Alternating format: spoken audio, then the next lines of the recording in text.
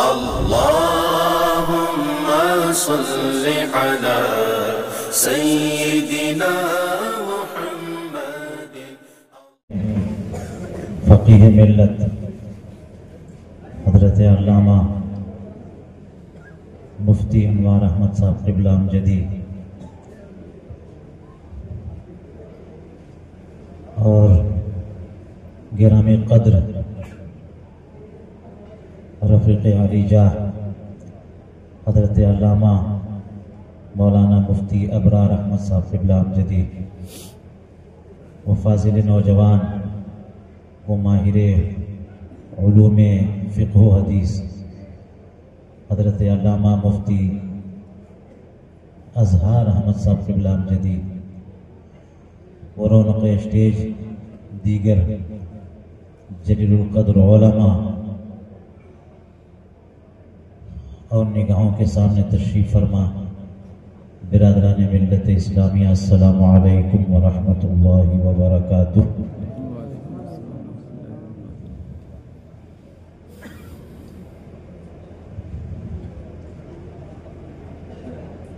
میں فقیر فیضان المصطفیٰ قادری حضور فقیہ ملت کا نیاز مند اور ان کے علمی کارناموں سے حد درجہ متاثر عرص فقیہ ملت میں پہلی بار حاضری کی سعادت حاصل کر رہا ہوں، جس کی وجہ علمی اور دیگر مصروفیات کے ساتھ ساتھ یہ بھی ہے کہ حضرت کے وصال کے بعد تقریباً 12 سال میرے ملک سے باہر گزرے اور جب سے میں حاضر ہوا ہر سال ایک طرح سے بے قراری اور اضطراب محسوس کرتا رہا کہ کب پہنچوں حضور فقیہ ملت کی بارگاہ میں، اور الحمدللہ حاصل ہو کر خوشی محسوس کرتا ہوں. آج کی جو محفل ہے اس میں بڑے بڑے علماء تشریف لا بھی چکے ہیں اور حضور محدث کبیر تشریف لانے والے ہیں. پرمغز خطابات آپ سماعت فرما چکے اور باقی خطابات بھی سماعت فرمانے والے ہیں. میں تھوڑی دیر کے لیے آپ کے سامنے حاضر ہوا. الحمدللہ الحمدللہ رب العالمین والصلاة والسلام على سید الانبیاء والمرسلین خاتم النبیین رحمت للعالمین طہ و یاسین وعلى آلہ الطیبین الطاہرین الہادین المہدیین واصحابہ الراشدین المرشدین المسترشدین. اما بعد فاعوذ باللہ من الشیطان الرجیم بسم اللہ الرحمن الرحیم. فلولا نفر من كل فرقة منهم طائفة ليتفقهوا في الدين. وقال النبي صلى الله عليه وسلم من يرد الله به خيرا يفقهه في الدين. صدق الله العلي العظيم وصدق رسوله النبي الأمين الكريم الرؤوف الرحيم. ونحن على ذلك لمن الشاهدين والشاكرين والحمد لله رب العالمين. عشق و عقیدت کے ماحول میں ایک بار بلند آواز سے درود پاک پیش کر لیجئے. اللہم صلی علی سیدنا و شفیعنا و حبیبنا و مولانا محمد وعلی آلہ و اصحابہ دائما ابدا. یہ عام جلسہ نہیں ہے بلکہ جامعہ امجدیہ ارشد العلوم یہ خواص کا جلسہ یہاں سلیکٹڈ پیپل حاضر ہوتے ہیں.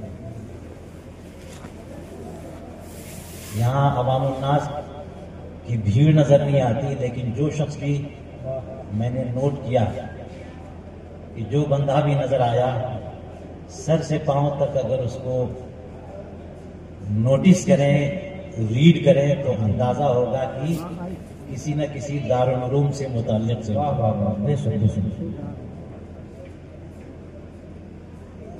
تو عوام کل انعام کا میلہ یا بھیڑ یہاں نہیں ہے، لیکن جتنے لوگ ہیں ایک ایک بندہ 1000 سے کم کی حیثیت نہیں رکھتا.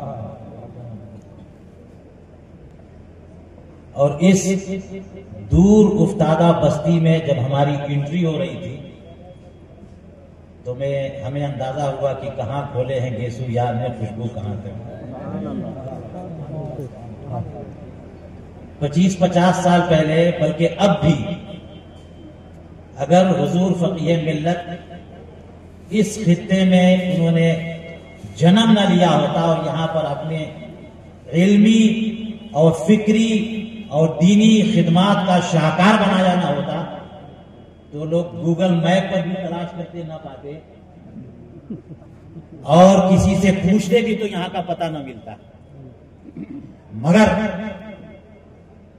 اللہ والے جہاں بھی بیٹھ جاتے ہیں پوری دنیا کا کی مرکز توجہ بن جاتے ہیں.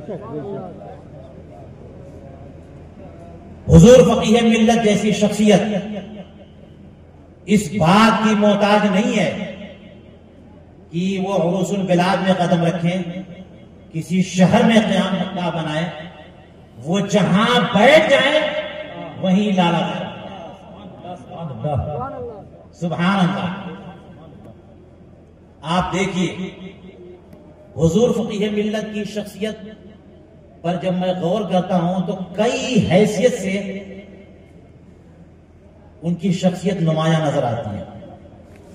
پہلی بات تو یہ ہے کہ کوئی فیملی بیک گراؤنڈ نہیں ہے، خانقاہی یا غیر خانقاہی، جس کی وجہ سے جناب نسبی اعتبار سے یا سببی اعتبار سے کوئی ایسی پوزیشن ہو کہ جناب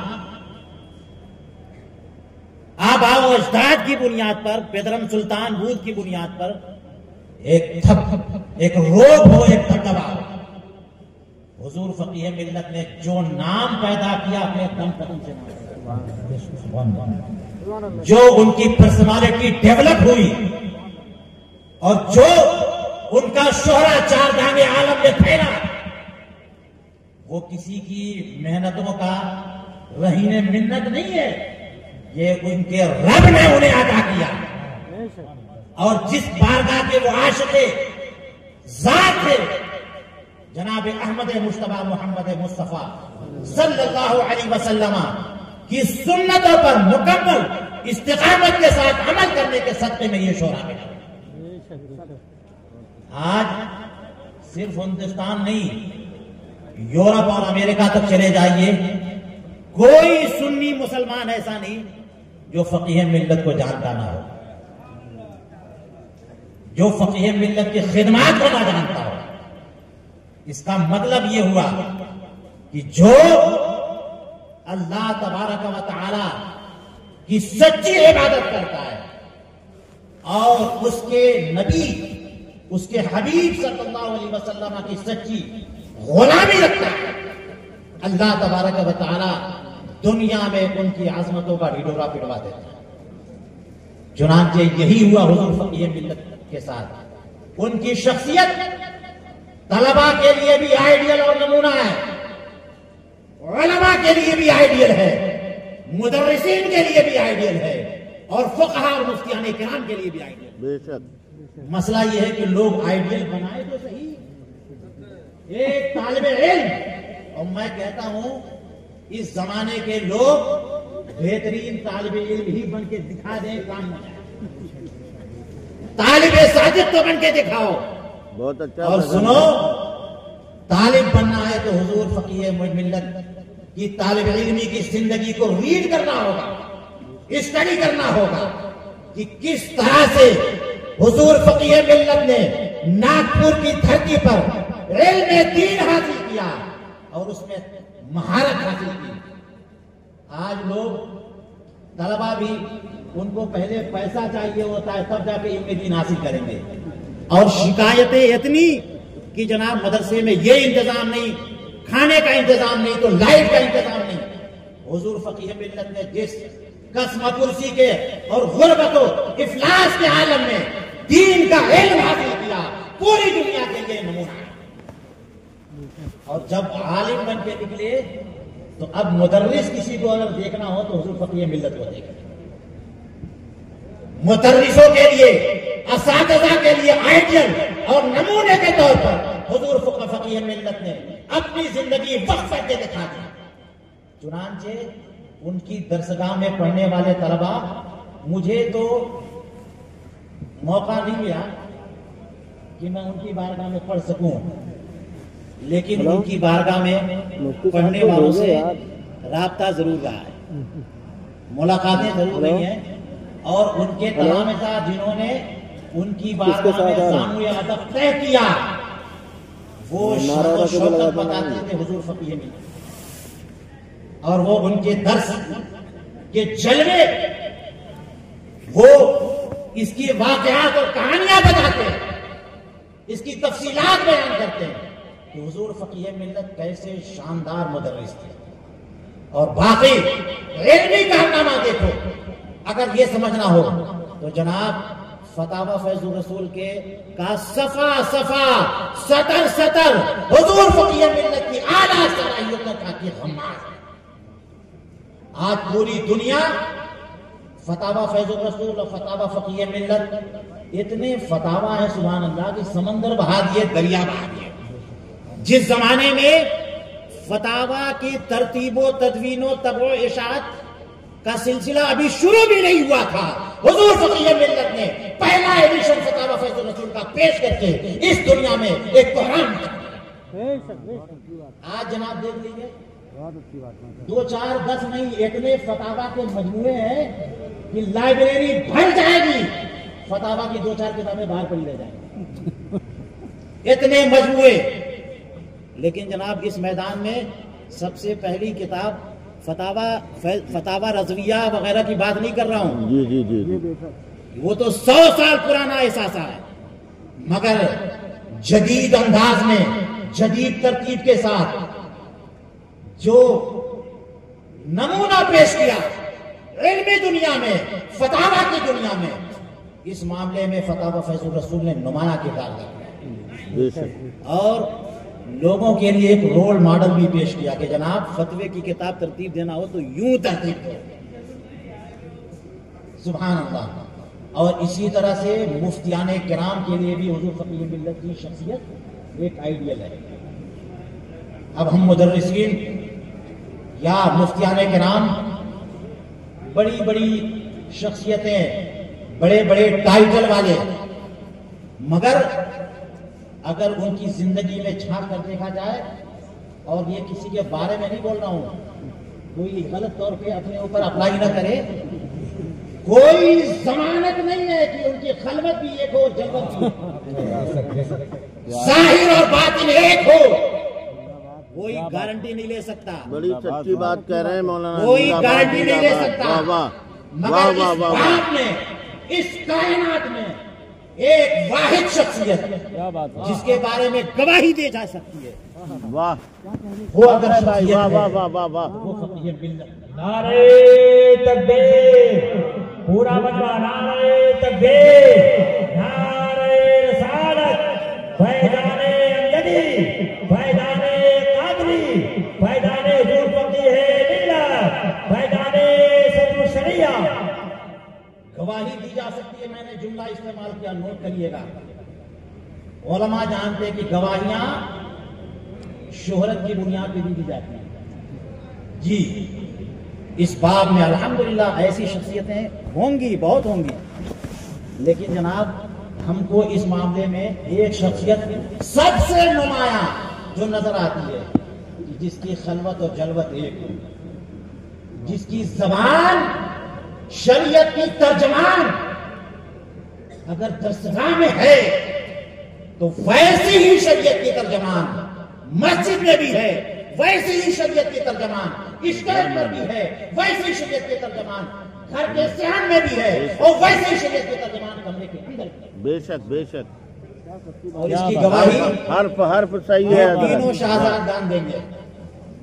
میں 2 گواہ نہیں 3 گواہ رکھتا ہوں، 3 گواہ الحمدللہ۔ خلوت اور جلوت ایک، ظاہر اور باطن ایک، اور کسی کہتے ہیں کہ ملامت کرنے والے کی ملامت کی کوئی پرواہ نہیں۔ بہت خوب۔ جو چیز شریعت سے سیکھا، جو رسول کریم علیہ السلام کے اقوال و افعال و اعمال سے سیکھا، وہ بات بیان کر کے رہیں گے۔ مجھے بات یاد آتی ہے حضرت ابو ذر غفاری رضی اللہ تعالیٰ عنہ کی، جب ان پہ فتویٰ لگانے پر بین کیا گیا تھا، ایک وجہ سے تفصیل میں نہیں جا رہا ہوں، اس وقت انہوں نے کہا تھا اور بڑا بماغے دہل کہا تھا، لو وضعوا علی هذه السمسامۃ، اگر میری گردن پہ لوگ تلوار رکھ دیں اور اگر چاہیں کہ میں رسول کریم علیہ السلام سے سنی ہوئی حدیثیں بیان نہ کروں، تو میں نے جو بھی حدیث پاک سرکار سے سنی ہے اور میں بیان کر سکوں، تو تلوار گردن پہ رکھنے کے باوجود تلوار کو گردن پہ چڑھانے سے پہلے ایک جملہ بھی اگر میں بیان کر سکا تو بیان کر جاؤں گا۔ یہ کس کا اسٹیٹمنٹ تھا؟ حضرت ابو ذر غفاری کا۔ ایک جملہ بھی ذبح کرنے سے پہلے میں بیان کر سکوں تو کر جاؤں گا، مجھے کوئی نہیں روک سکتا۔ اس کیریکٹر کی ترجمانی اگر محسوس دنیا میں دیکھنا ہو، اس دور میں دیکھنا ہو، تو سبحان اللہ فقیہ ملت کی ذات ہو، فقیہ ملت کی ذات اس سلسلے میں۔ جناب آپ محسوس کر سکتے ہیں جو علماء دینی علوم میں نام پیدا کر گئے، کبھی تنخواہ کی وجہ سے، کبھی اور مسائل کی وجہ سے، مدرسوں کے اندرونی اور بیرونی لفڑوں کی وجہ سے، کرتے یہ ہے کہ اپنے بیٹوں کو کہتے ہیں ہم کسی کو اب عالم نہیں بنائیں گے، اب کسی بیٹے کو عالم نہیں بنائیں گے۔ مگر حضور فقیہ ملت وہ عالم نہیں تھے جو علم دین کو اس اینگل سے دیکھتے، انہوں نے ذخیرہ دنیا بھی علم دین کو بنایا اور ذخیرہ آخرت بھی بنایا، اور یہی وجہ ہے کہ انہوں نے تمام شہزادگان کو علم دین بنایا۔ سبحان اللہ، یہ بھی ایک مثال ہے کہ سب کو عالم بنایا، اور اپنی بیٹیوں کے لیے داماد کا جو انتخاب کیا، یہ نہیں دیکھا کہ جناب پروفیسر ہو، اس ماسٹر ہو، اس فیلڈ کا ایکسپرٹ ہو، تنخواہ زیادہ ہو، کمائی زیادہ ہو، بلکہ یہ دیکھا کہ میری بیٹیاں اگر کسی کے رشتے سے متعلق ہو تو وہ عالم دین ہونا چاہیے۔ ہم نے کسی کی پرسنل لائف میں علم دین کا اس قدر غلغلہ نہیں دیکھا جو غلغلہ حضور فقیہ ملت کی ذات۔ سبحان اللہ سبحان اللہ۔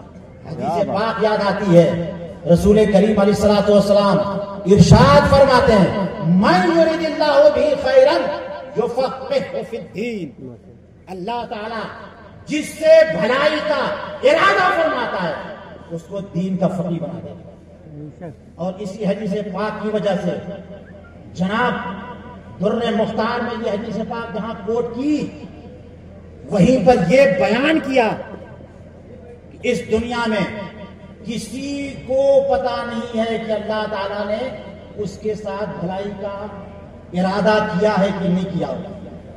کیا بات؟ چاہے ولایت کے کتنے ہی بلند مقام پر فائز کیوں نہ ہو، کتنے بڑے محدث کیوں نہ ہو، کتنے بڑے مفسر کیوں نہ ہو، کتنے بڑے ولی کیوں نہ ہو، واہ واہ سبحان اللہ، غلطی کی وجہ سے ولایت چلی جا سکتی ہے، کتنے بڑے عالم کیوں نہ ہو، واہ واہ، کسی ایک غلطی کی وجہ سے علم سلب ہو سکتا ہے، پوزیشن چھینی جا سکتی ہے، مگر کوئی شخص نہیں جانتا کہ اللہ تعالیٰ نے کس کے ساتھ بھلائی کا وعدہ کا ارادہ کیا ہے سوائے فقہا کے، سوائے فقہا کے۔ فقہا یعنی جس جماعت کے سینے میں اللہ تعالیٰ نے اپنے دین کا علم اور فقہ رکھ دیا، اس کو آلریڈی پتا ہے کہ اللہ نے اس سے ارادہ بھلائی کا کر لیا. سبحان اللہ. بہت خوب. یہ پوزیشن ہے مفتیان کرام کی، یہ پوزیشن ہے فقہ کی. سبحان اللہ. اسی لیے آج کل میں طالبان فقہ سے کہتا ہوں کہ بہترین طالب علم بننے کی کوشش کرو، طالب صادق بننے کی کوشش کرو. اگر طالب صادق بن گئے سبحان اللہ کام ہو گیا، کام ہو گیا. تو اب اس حدیث پاک کی روشنی میں یہ کہا جا سکتا ہے کہ حضور فقیہ ملت کا تعلق اس جماعت سے تھا جس جماعت سے اللہ تعالیٰ نے خیر کا ارادہ فرما لیا. اور جب اللہ تعالیٰ نے خیر کا ارادہ فرما لیا تو دنیا میں بھی خیر، قبر میں بھی خیر، اور آخرت میں بھی خیر، اور خیر ہی خیر ہے. سبحان اللہ، خیر ہی خیر ہے. یہ شان تھی حضور فقیہ ملت کی، اور اسی وجہ سے ہم نے محسوس کیا کہ ہر مسئلے میں جو شان ان کی نظر آتی، یعنی امر بالمعروف اور نہی عن المنکر کے معاملے میں، وہ بھی بے مثل و بے مثال ہے. اب دیکھیے قرآن کریم کی آیت کریمہ پڑھ جائیے.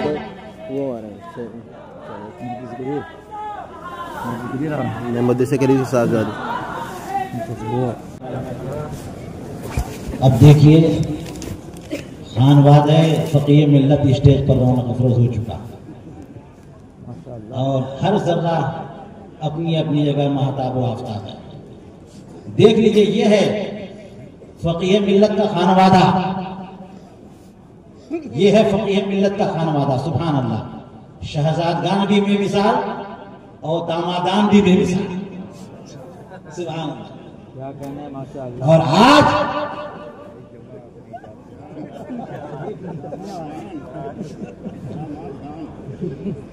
تو ابھی ریسنٹلی جو ہمارے ملک کی حالت یا سچویشن چل رہی ہے علمی اعتبار سے، مذہبی اور دینی اعتبار سے، حضور تاج الفقہاء نے ثابت کر دیا کہ پورے ہندوستان کی وہ ضرورت ہے، اور شہر شہر، قریہ قریہ، نگر نگر وہ پہنچ کر کے اپنی علمی خدمات اور عملی خدمات سے پوری دنیا کو متعارف کرتا.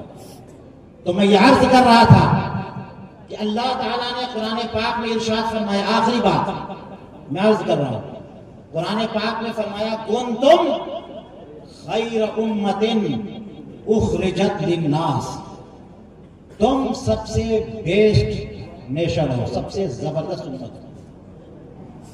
سب سے بہترین امت اگر کوئی دنیا میں آئی ہے تو اللہ تعالیٰ نے فرمایا تم لوگ، اے پیارے حبیب کے ماننے والوں تم لوگ. لیکن پتا ہے اس خیریت کی وجہ، اس خیریت کی وجہ جو بتائی، تأمرون بالمعروف وتنہون عن المنکر، اس لیے کہ تم لوگ امر بالمعروف کرتے ہو اور نہی عن المنکر کرتے ہو. اب بتائیے اگر خیریت کی وجہ ہی گم ہو گئی تو کس بنیاد پہ آپ لوگوں کی خیریت رہے گی؟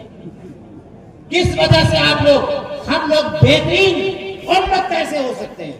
اس بات میں بھی اگر فقیہ ملت کی شخصیت کا مطالعہ کیا جائے تو الحمدللہ اس آیت کریمہ کی عملی تفسیر حضور فقیہ ملت کی ذات ہے. ہم نے بہت علماء کو دیکھا، پڑھا، مگر فقیہ ملت کی شخصیت، ان کی ذات امر بالمعروف اور نہی عن المنکر میں نمایاں نظر آتی ہے، جنہوں نے کبھی نہ مجمع عام میں اور نہ مجمع خاص میں کبھی بھی ملامت کرنے والوں کی ملامت کی پرواہ نہیں کی.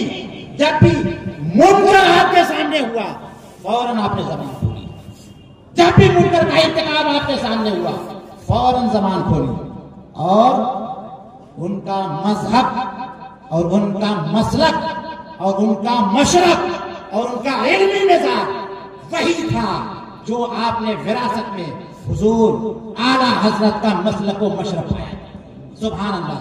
اسی کے وہ ترجمان رہے، اپنی زبان سے بھی، اپنی دستگاہ سے بھی اور اپنے قلم سے بھی بتا حیات حضور سیدی اعلیٰ حضرت کے مسلک و مشرق کی ترجمانی کرتے رہے. اور الحمدللہ آج ان کی یادگار یہ دارالعلوم امجدیہ ارشد العلوم موجود ہے، اور اس کو ان کے شاہزادگان پوری شان و شوکت کے ساتھ چلا رہے ہیں۔ اب دیکھیے ہمارے پاس یہ دو کتابیں ہیں جس کے اجرا کا حکم مولانا مفتی ابرار صاحب اللہ نے دیا۔ ایک تو یہ آئیے بڑے اتنے ایڈوانس کے جناب، جب لاک ڈاؤن لگا ہے سب لوگوں کو آن لائن کلاس کا سسٹم سمجھ میں آیا، اور حضور فقیہ ملت کسی لاک ڈاؤن کے محتاج نہیں تھے۔ انہوں نے اس زمانے میں مراسلہ کی کلاس کورس کو لانچ کیا جب دنیا اس کنسپٹ سے بالکل نابلد تھی۔ سب سے پہلے حضور فقیہ ملت نے اس سسٹم کو لانچ کیا ہے، اور اس معاملے میں جو انہوں نے اپنے طلبہ کو سکھایا، یہ نہیں کہ جناب اسٹیج پر بیٹھ کھڑے ہو کر کے مائک پر ہم ان کی تعریف و توصیف میں موٹے موٹے بھینکر جملے بولیں۔ انہوں نے ان کے فتاوا کو نمونے کے طور پہ دنیا کے سامنے پیش کر دیا۔ سبحان اللہ۔ اور یہ میں دیکھ رہا ہوں اس پر نمبر لکھا ہوا ہے 29، 29 نمبر لکھا ہوا ہے۔ کیا مطلب؟ دیٹ مینس کہ 28 ایڈیشنز اس کے آلریڈی پرنٹ آؤٹ ہو چکے۔ سبحان اللہ۔ اب تک 28 ایڈیشن آ چکے ہیں الگ الگ، اور یہ 29واں ایڈیشن، نیا ایڈیشن آپ کے سامنے ہے۔ سبحان اللہ۔ اگر فتاوا مرکز تربیت افتاء کے فقہی سالناموں کو کوئی جمع کر لے، اچھی طرح سے مطالعہ کر لے، اس زمانے کا سب سے بڑا مفتی اعظم وہی ہوگا۔ سبحان اللہ۔ اس کتابچے کا بھی میں اجرا کرتا ہوں، اور یہ کتاب میں پیش کرتا ہوں حضور شہزادہ محدث کبیر علامہ مفتی ابو یوسف قادری۔ ماشاءاللہ۔ سبحان اللہ۔ میں اتنے بڑے بڑے علماء کی موجودگی میں زیادہ دیر تک آپ کے درمیان حائل نہیں رہنا چاہتا، اور اب اجازت چاہتا ہوں۔ وآخر دعوانا الحمد للہ رب العالمین۔